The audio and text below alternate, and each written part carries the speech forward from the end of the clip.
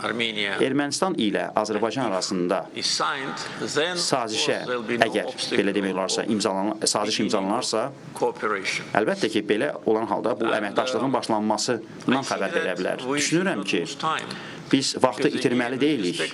Çünki sülh sazişinə gəldikdə top ermənilərin tərəfindədir və mən bunu dəfələrlə söyləmişəm. Biz Ermənistandan